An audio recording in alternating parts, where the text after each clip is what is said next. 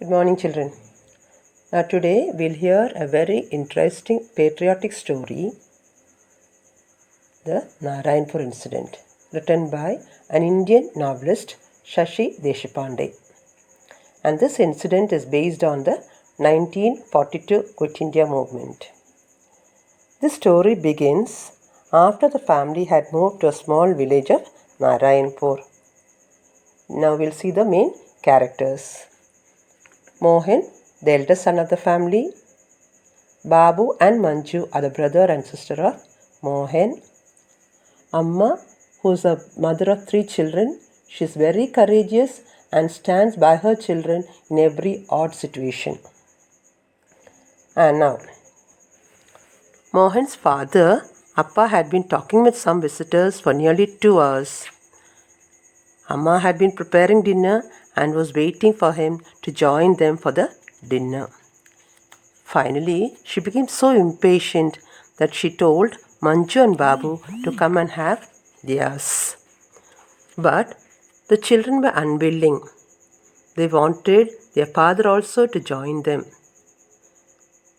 Since Appa was having talks with somebody for such a long time, she doubted that some discussion was going on outside, and so her mind was totally disturbed. The food that she prepared was also tasteless, and the dal had also no salt in it, and Manju's roti was also burnt. When she pointed out her burnt roti to her mother, she was cool as though nothing has really happened. And now, in the evening, when Babu went to sleep, he found that Mohan's bed was empty, and still he could hear the discussion going on. Babu was feeling jealous that since Mohan was the eldest son and he was older to Babu by 5 years, he could take part in everything that was going on. And when by night, when Babu had nearly dozed off, Mohan entered the room and he was woken by the dragging of a chair. And even in his half sleep, he was curious to know what was happening outside. Mohan did not reply to his question as he did not want Amma to know anything that was going on. So he asked Mohan not to poke his nose into unnecessary things. But still, Babu was going on compelling Mohan to reveal the talks that was going on.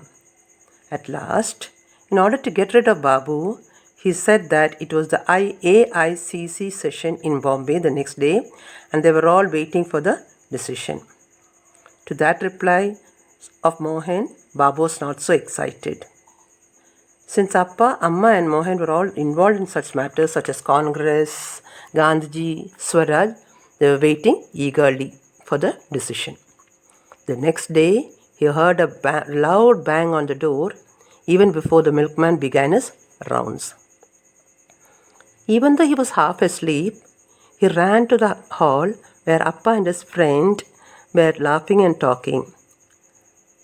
And seeing Babu's curiosity, Appa at last replied that they were going to have a mass civil disobedience movement.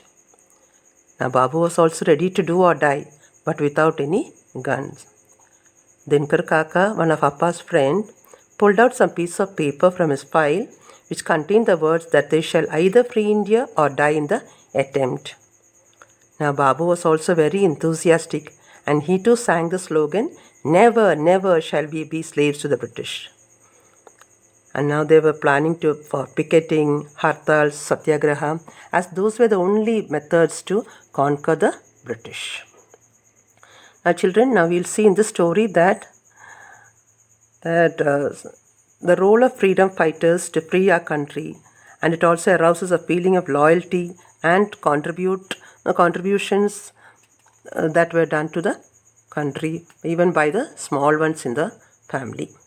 Okay children, I hope you have enjoyed it. Have a nice day.